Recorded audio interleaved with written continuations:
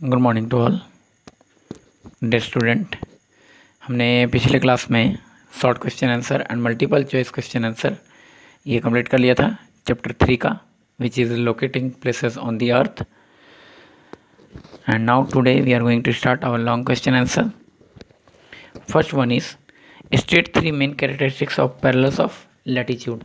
Latitude का 3 main characteristics पूछ रहा है।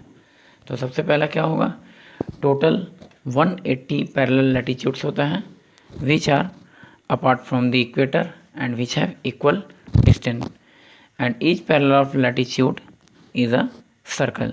जितना भी पैरेलल ऑफ लैटिट्यूड होता है वो सारा सर्कुलर होता है। And also latitude is in the angular distance.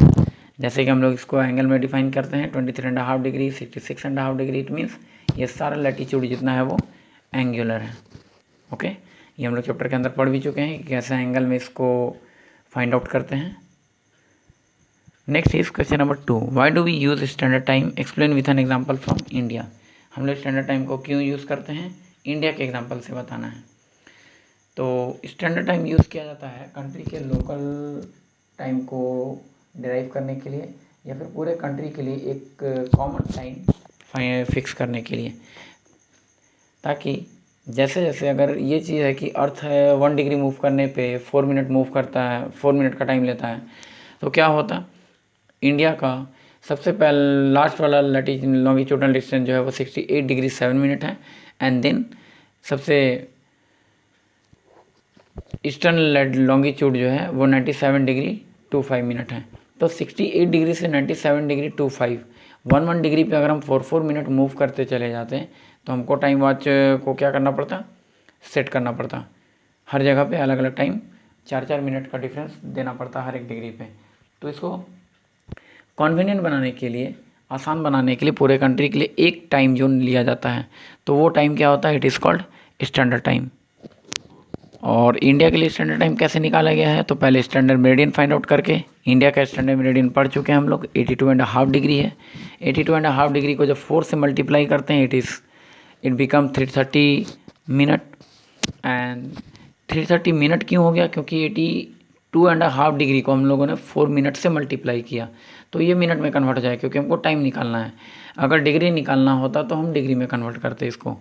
तो मिनट निकालने के लिए 330 minute and 330 minute convert into hour, then 5 hour 30 minutes. तो इंडिया का जो स्टैंडर्ड टाइम होगा वो 5 आवर 30 मिनट होगा। 5 आवर 30 मिनट कहने का मतलब है लॉन्गिट्यूड्स 0 डिग्री लॉन्गिट्यूड या 0 डिग्री प्राइम मेरिडियन से या प्राइम मेरिडियन से या ग्रीनविच मीन टाइम से इंडिया का इंडियन स्टैंडर्ड टाइम या इंडिया का स्टैंडर्ड टाइम जो है वो 5 आवर 30 मिनट्स आगे चलेगा। Next is which heat zone is most suitable for us to live and why. कौन सा हीट जोन है जो हमारे लिए काफ़ी हेल्पफुल होता है या फिर हम उस जगह के लिए बहुत ज़्यादा कंफर्टेबल होते हैं। तो सबसे पहला चीज़ है कि टॉरिड जोन हमेशा सनलाइट को रिसीव करता रहेगा 0 डिग्री इक्वेटर से लेकर 23.5 degree north and 23.5 degree south. तो ऑलमोस्ट जब एरिया ये सन रेस को रिसीव करता है तो ये एरिया काफ़ी गर्म होता है। टॉरिड जोन से ऊपर जब हम चढ़ते हैं टेम्परेट जोन, वहाँ पे टेम्परेचर थोड़ा सा मॉडरेट होता है एंड उसके ऊपर चले जाते हैं तो कूल हो जाता है। तो मॉडरेट टेम्परेचर जो है वो हमारे लिए कंफर्टेबल है। इट मीन्स टेम्परेट जोन जो होगा वो हमारे लिए कंफर्टेबल होगा।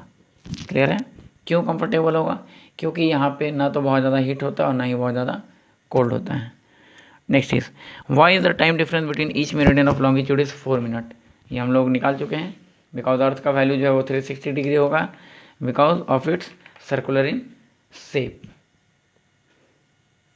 एंड अर्थ अपना एक पूरा रोटेशन पूरा करने में 24 आवर का टाइम लेता है। Then 360 degree equal to 24 hour, ये निकाल के भी दिखाया जा चुका है, पढ़ा चुके हैं, इसलिए शॉर्ट में बता दे रहे हैं। 360 degree equal to 24 minute 24 hour. 24 hour को जब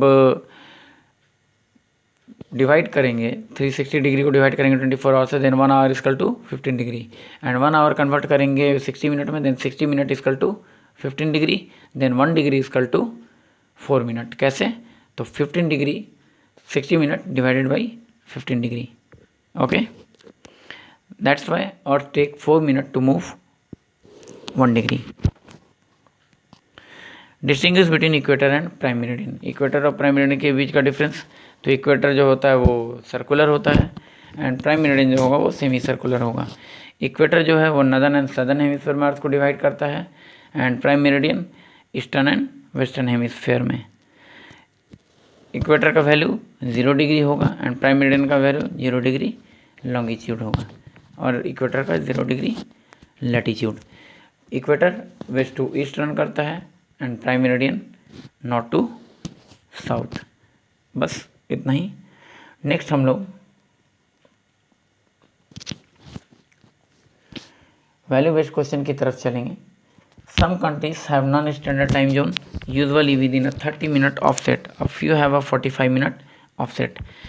Time zone boundaries are irregular mainly because of the political factor, so this has been a subject of criticism. Time zone can be determined by how many countries and states border are positioned. Individual zone boundaries are not strict because they are adjusted for the convenience and desire of local population. Moreover, some geographically large countries such as India and China use only one time zone, whereas the other large country does not do the same. How does one time zone in a country like India help toward unity in diversity? कहता है India जैसे country में या फिर China जैसे country में लोग एक ही टाइम जोन यूज़ करते हैं, जबकि एक टाइम जोन में नहीं आते हैं।